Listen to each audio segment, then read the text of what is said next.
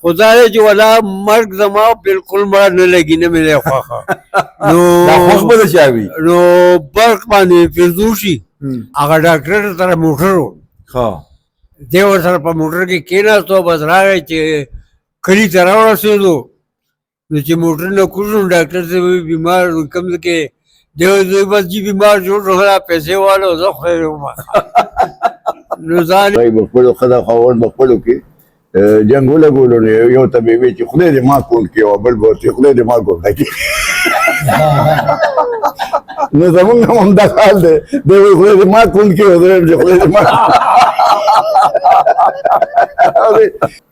یو سړی کې مې شپه وه هغې کې را کټملو نو چې دا ټک مې راکړو داسې به نیغ شم نو دې خوا به مې مخ کړو بټکې دې طرف ته چې یا اکاونټنټ صاحب ستا بیا به مې سر ولګولو بیا به اکاونټنټ صاحب ستا یو څو قندل به مې ټوله شپه مې وې اکاونټنټ صاحب. السلام علیکم ګرانو اوریدونکو کتونکو لیدونکو نن ډېره بختوره او د خوشحالۍ ورځ او بختوره د خوشحالۍ پدې ده چې ډېر پخواني د ریډیو پاکستان پېښور ډېر پخواني ملګري په ډېره موده پس خدای پاک راوځي کړي دي او د عمرونو په داسې حد کې خیر دا خو پته نه لګي چې د ډېر عمر پاتې وي او د لږ عمر لاړ شي په بهرحال شر وایي ځای ګوري نو حمدالله جان بسمل صاحب د ریډیو ډېر لوی نوم ډېر پروګرامونه د دوی د لاس اوتي دي د دوی په کریډټ دي بیا ورسره خوا کې محترم صدرالله جان برق صاحب چې دا دواړه لازم او ملزوم ګڼلی شو نو په ډېره موده پس د دوی ملاقات شوی دی پوښتنه ترې نه کومه خو په دې محفل کې ما سره سر ته ناست لکه تاسو د دې نه اندازه ولګوئ دا په کینیډا کې دی د دې نامه د سمیع الله او دا د بسمل صاحب برخوردار دی محترم عنایت الله ضیا صاحب چې یو ډېر ښه ناول نګار افسانه نګار ډېر ښه شاعر او په ریډیو کې چې څومره کار کړی دی نو هغه د چا نه پټ نه دی ورسره خوا کې احمد ګل استاذ دی کرکل په سر راغلی دی او احمد ګل استاذ دا تقریبا د یو عمر خلک دی بیا ورسره نګار صاحب هم چې کوم دنو بازوک او ادب سره تعلق لرونکی انسان دی او هغه موجود دی نو دوی سره به یو دوه خبرې کوو او هغلته مخامخ چې دی نو وطن یار صاحب ناست دی چې دی په متن باندې مشهور دی هر فن مولا دی سلک ډېر شاعر هم دی ورسره شپېلی دی غږوي باجه دی غږوي رباب دی غږوي تبله دی غږوي او دوکړه هم غږوي بهرحال بسمل صاحب دا مایک دی نن 12 سپتمبر دی د زیارت ورځ ده تاسو یو ځای شوئ په ډېره موده پس برق صاحب امین الله صاحب خو لاړو احمد ګل استاد راغلی دی ته لاړو خدای ژوندی لري حاجی نه کور ته لاړو څه وایې نن ورځ تاسو چې میلاو شوئ په ډېره موده پس ستاسو ډېر خواهش و چې برق صاحب راولئ برق صاحب راغی نو برق صاحب راغلی برق صاحب زما ډېر زیات یادېدو او هغه هر ساعت به چې را یادېدو که نه نو ما په زړه کې ویلي چې دا ما ته دی هر وخت یادېږي یا زه مړ کېږم او یا دی مړ کېږي یا څه چل دی یا څه چل کېږي او یا څه چل کېږي خو دا دی چې ولا مرګ زما بالکل مړه نه لګي نه مې دی خوښه نو برق باندې فیضو شي ځکه چې ده پسې به زه خفه یم که نه او که زه مړ شم دی به خفئ نو په ده باندې خفګان زما نه شي پېرزو زه یم چې دی خوشحاله وي نو خدای او دا خفګان به خیر دلته ما ته یو خبره یاده شوه نثار محمد خان صاحب وفات شوی و په ټي وي کې مونږ پروګرام کولو نو یې ما ته وایي چې داسې کسان راوله چې د هغه ملګري وي نو بر صاحب خو یې نه شم تللی عرفان صاحب راغی شوکت علي صاحب او بسمل صاحب نو بسمل صاحب وایي یاره الله چې نثار پسې ډېر خفه یم خو خفه یاره دی عرفان ته مې ولې وایي دی به مړ شي بیا به زه څه کوم الله دې هغه وبخښي چې هغه وفات شو ما ورته ټلیفون وکړو بسمل صاحب هغه خبره رښتیا شوه که نه توره ژبه تاسو فضولي وه که نه خلک توره ژبه ورته وایي که نه او ما ژبه خپله نه توره که سره ها راځئ څنګه وختونه تېر شوي دي ستاسو د برق صاحب چې کوم دی نو بیا خو ما خو نه پېژندو دی خو ما نه مخکې پرې وکړو که نه خو زه به د سهار 9 بجې د شپې 9 بجې به په هفته کې د دوی پروګرام نشر کېدو یو سکیټ ها د 11 منټو به تقریبا نو یو سکیټ ما ته اوس هم یاد دی چې په هغه زمانه کې زه ریډیو کې نه وم ها خو زمونږ سړک باندې به د مازدیګر نه وروستو بیا ګاډی نه میلاوېدو ها که 4 بجو نه به وروستو شو که نه په ښار کې ها نو بیا به ښار کې شپه کوله ها نو داسې کېدی شي د دې کلی مو بر دې کلی مو او نو د ده یو سکیټ و هغه زما ډېر زیات خوښ شو ها ځکه چې یو سړی په ښار کې ګرځېدو یو ډاکټر له ورغی ځان ناجوړه کړو ځان ناجوړه نه کړو ویلې کور کې ورته څوک یاد کړه چې ښځه یاده کړه که څه یاد کړه ویلې ښځه مې ناجوړه ده ته ما سره لاړ شه ها نو پخوا دا ډاکټران چې دي به خلکو سره تلم خو د هغې به بېل فیس اخېستو ها لکه چې کور ته به بیمار له لاړ که نه ها نو د هغې به بېل فیس واخېستو او خپل فیس به بېل واخېستو ها جی نو ورسره 25 روپۍ فیس وکړو ها نو ما سره لاړ شه دغه ته د کلي څه نه مله نو هغه ډاکټر سره موټر و ها دی ورسره په موټر کې کېناستو بس راغی چې کلي ته راورسېدو نو چې موټر نه کوز نو ډاکټر صاحب وایي بیمار کوم ځای کې دی وایي بس جي بیمار جوړ شو دا پیسې والا زه خیر وم نو ځان یې پې کلي ته راورسولو هغه ډاکټر له هغه فیس ورکړو نو په هغه وخت کې دا برق ما ته ډېر لوی سړی ښکاره شو ها خو بیا چې په ریډیو کې مې ولیدو نو هغې نه هم راته لوی سړی ښکاره شو ځکه چې په ده کې دا کار و چې چاته لکه فرق و زه ډرامې پروډوسر یم ها او چاته وایم چې ما دا ډرامه ولیکه په دې باندې چې دا دغه چې کوم دی نشو باندې ولیکه ها چې نشه خلک نه کوي د دې نقصان نو هغه به هغه سړی به سکرپټ ولیکي بیا ریډیو ته راوړي پروډوسر وګوري بیا په هغه کې کټ کوټ وکړي بیا وله ورکوي دا داسې که دا داسې که دا داسې ولیکه داسې ولیکه او بیا یو ځي هغه سکرپټ بیا راوړي چې بیا وګوري بیا څه مخکې کې څه وروسته کې وایي داسې ولیکه نو یو هفته هغه سکرپټ ځي او راځي او هغه لیکوال چې کوم دی نو پروډوسر د وینا مطابق پکې چینجز کوي نو چې هفته 10 ورځې پس خو د ډرامې سکرپټ فاینل شي هغې نه پس بیا نور پروډکشن کېږي خو په برق کې ما دا کمال صحیح کو چې ده کې 2 کمالونه دي یو پکې دا کمال و چې ما ورته یو ځل ویلي او سسټر مې راغلی وي مال په دې باندې ډرامه ولیکه هغه خلکو دغه جوړې کړې وي د زرو غوښتنې جوړې کړې وي خرڅولې دی وایي چای راوغواړه چای مې ورله راووتو ویل کاغذ را کاغذ مې ورکړو بس کېناستو چې چای پیاله سکله ډرامه یې راته په میز راوغورځولو لاړو روان شو نو ده کې دا کار و چې ده به پکې ورځ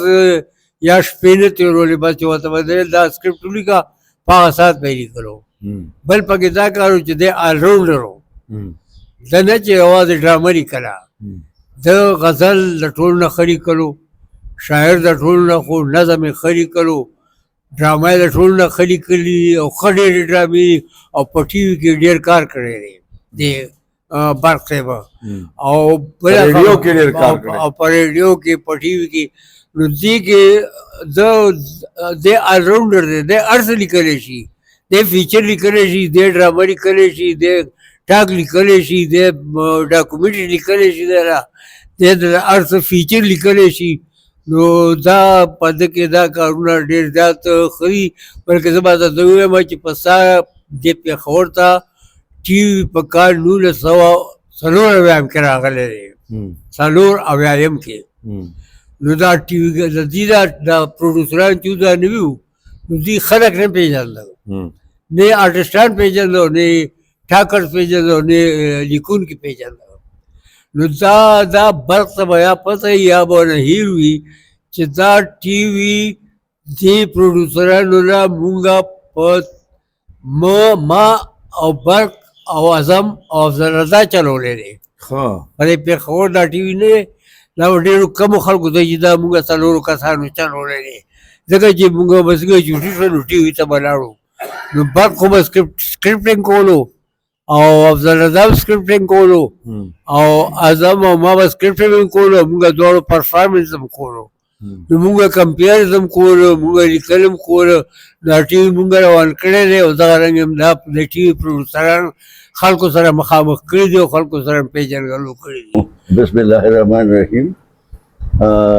لیدونکو اورېدونکو ته سلامونه. د خوشحالۍ ورځ په دې ده چې د دغه یو شعر دی د ذوق چې ذوق کسی ہمدم دیرین کا ملنا بہتر ہے ملاقات مسیحا و حضر سے. د یو زوړ اشنا ملاقات د مسیحا او د حضر ملاقات نه وي کم نه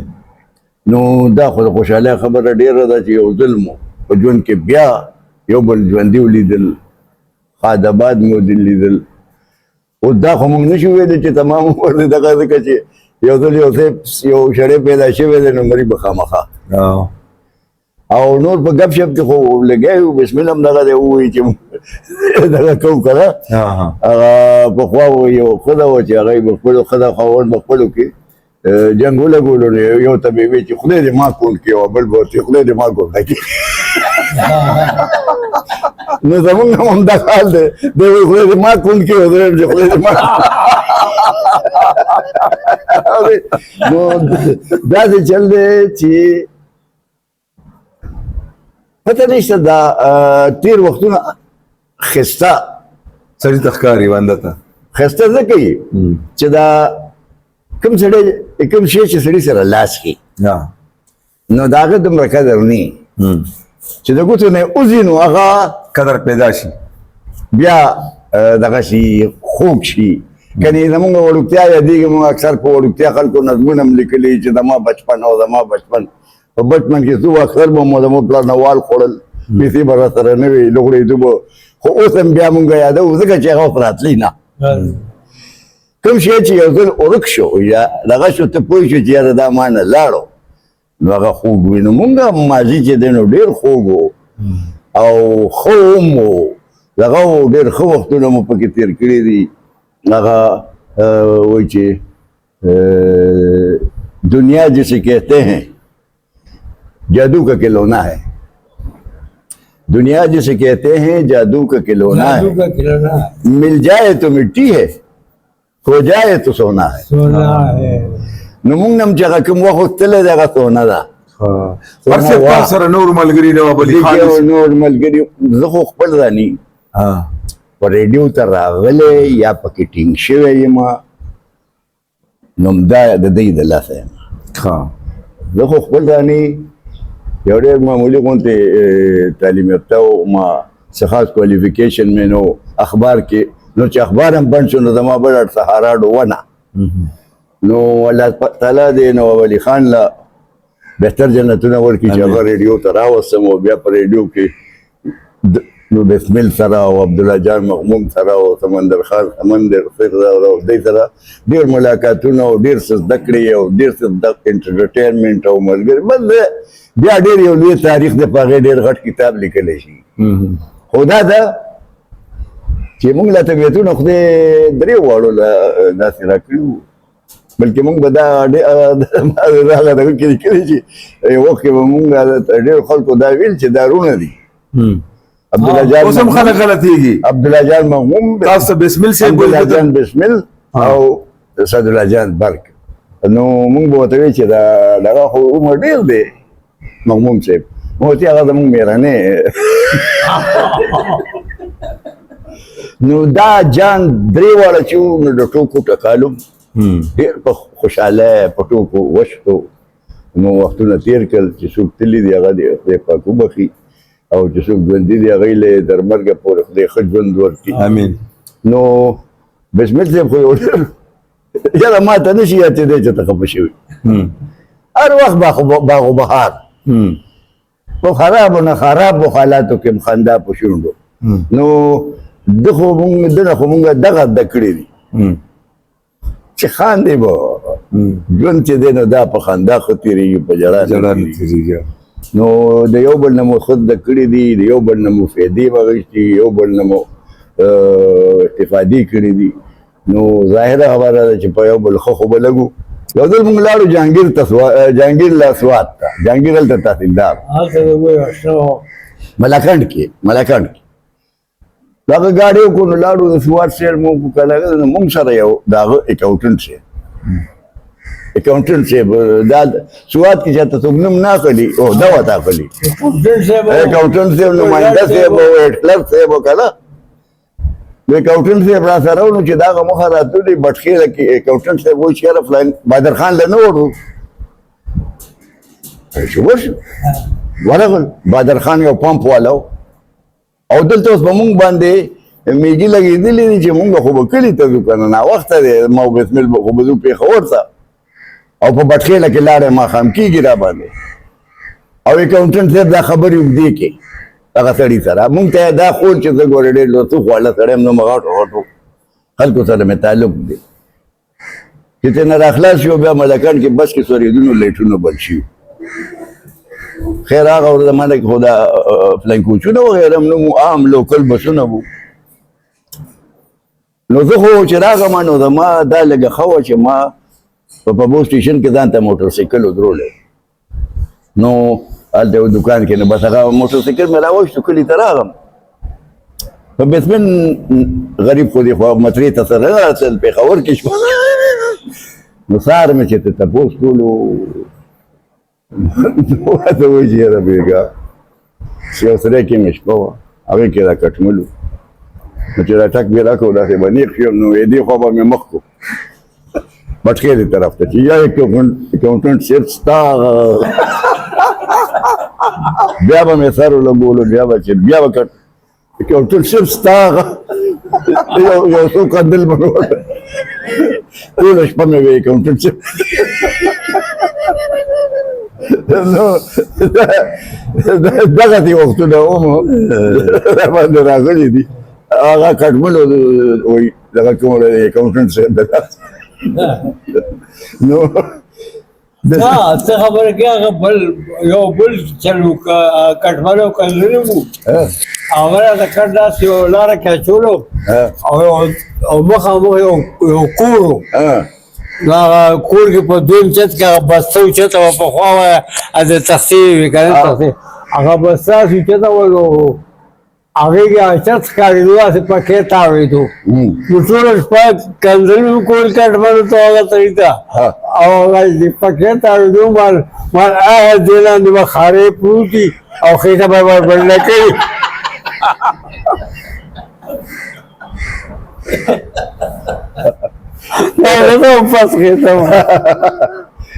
نو دغسې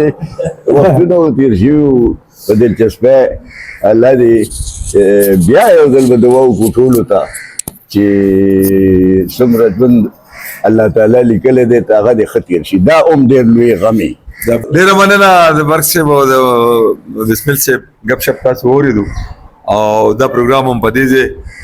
نو انشاءالله دې پسې بل پروګرام چې په هغې کې به محترم منت الله ضیا صاحب محمد ګل استاد نگار صاحب دا نور ملګري خبرې کوي نو تر بل پروګرام اجازه راکړئ د الله په امان